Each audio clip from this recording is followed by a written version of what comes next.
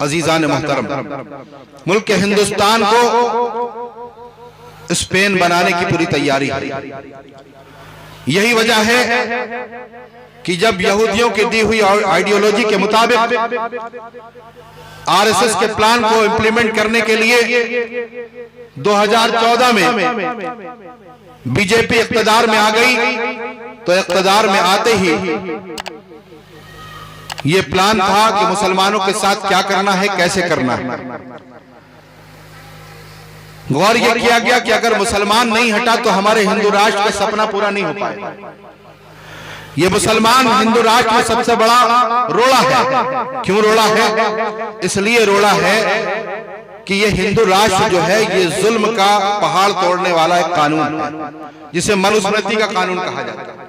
दलितों पर और तमाम बैकवर्ड्स पर इस तरह के मजालिम ढाए जाते थे कि आप सोच भी नहीं सकते। उसकी एक मिसाल यूं समझें कि मुगल दौर से पहले चूंकि हिंदुस्तान में मनुस्मृति का कानून चलता था, यही हिंदू राष्ट्र हुआ करता था, लिहाजा उस वक्त दलितों की औरतों को अपने सीनों को ढकने की इजाजत नहीं थी, ब्लाउज पहनने की इजाजत नहीं थी, उन्हें बाकायदा उसके लिए टैक्स देना पड़ता था। और मर्दों का मामला यह था कि मर्द जब उनके इलाके से गुजरे तो आगे एक मटका बंधा हो और उस मटके में वो थूके ताकि बाहर उनका थूक भी ना गिरे, इतने उनको नापाक समझा जाता था। उनके पीछे एक झाड़ू बंदी होती थी ताकि जब वो चले तो उनके कदमों के निशान भी जमीन पे बाकी न रहे।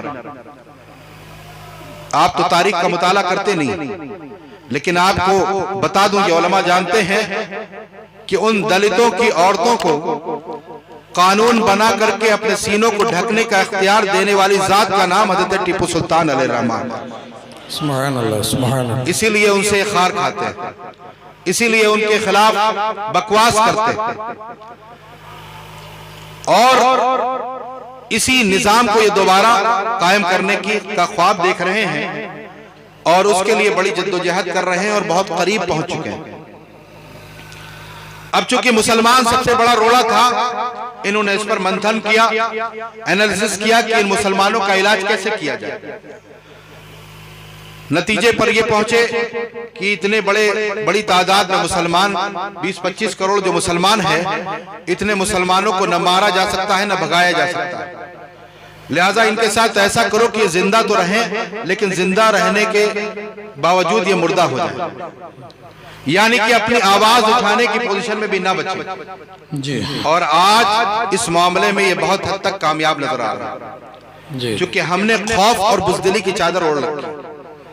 आज हमारी मस्जिद में 500 लोग नमाज पढ़ रहे हैं और एक सिपाही बाहर आके पीछे खड़ा हो जाए तो हम नमाजों में दिल नहीं लगेगा, पीछे घूम घूम देखते रहेंगे, न जाने क्या हो जाए।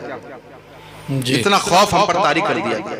मॉब लिंचिंग की गई, उसकी वीडियो वायरल की गई।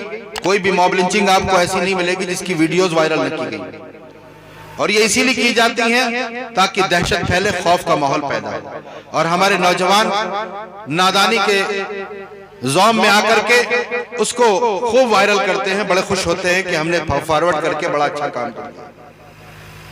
अजीजान मोहतरम, डॉक्टर इकबाल ने कहा था, कुव्वते फिक्र अमल पहले फना होती है, फिर किसी कौम की शौकत पे जवाल आता है। आज हमें अपनी फिक्रों को सही सिमत देने की जरूरत है। आज हम जिस सिचुएशन में हैं, इस सिचुएशन का इलाज हमें ही करना है, कोई बाहर से इलाज करने नहीं आएगा। मैं ये अर्ज कर रहा था कि जब ये तय हो गया कि मुसलमानों को इस सिचुएशन में डालना है कि जिंदा रहकर भी मुर्दा हो, तो उसके लिए क्या क्या करना है ये भी तय हो चुका था। लेकिन जरूरत थी कि सबसे पहले मुसलमानों का टेम्परेचर नाप लिया जाए। लिहाजा 2015 में गुस्ताखे रसूल कमलेश तिवारी के जरिए सबसे पहली गुस्ताखी कराई गई।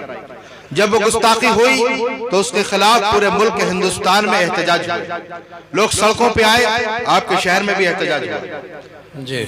पूरे मुल्क में मुसलमान बेचैन और मुस्तरिब होकर के सड़कों पे आया, एहतजाज किए, रैलियां निकाली, मेमोरेंडम दिए, गर्ज की जो कर सकते थे वो किया।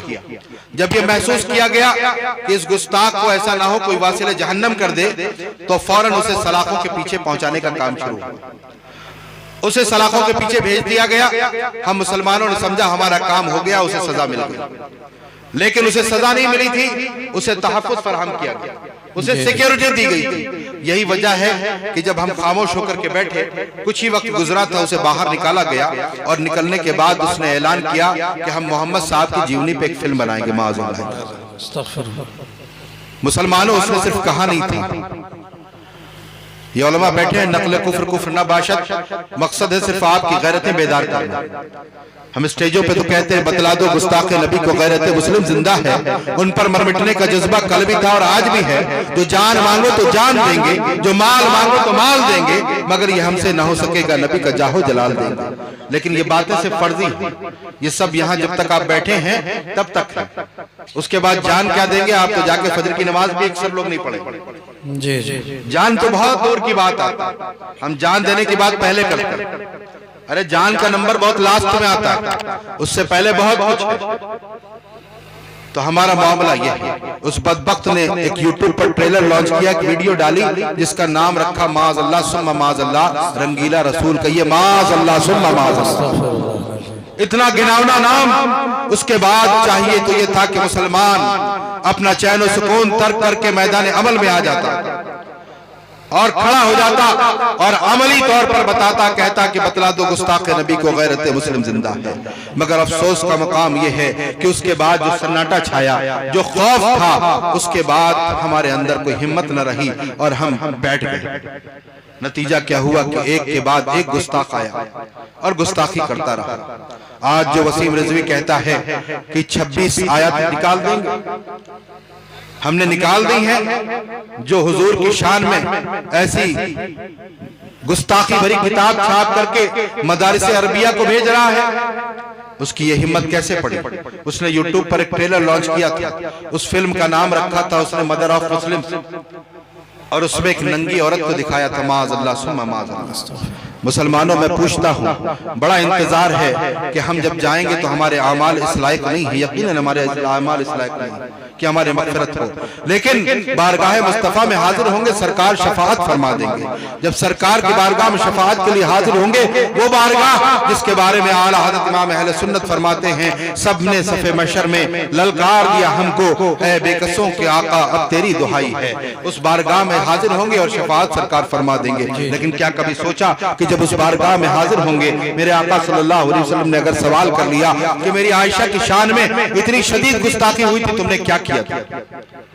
क्या जवाब दोगे मुस्लिम? क्या जवाब दोगे? कोई जवाब है? कोई जवाब नहीं बन पड़ा।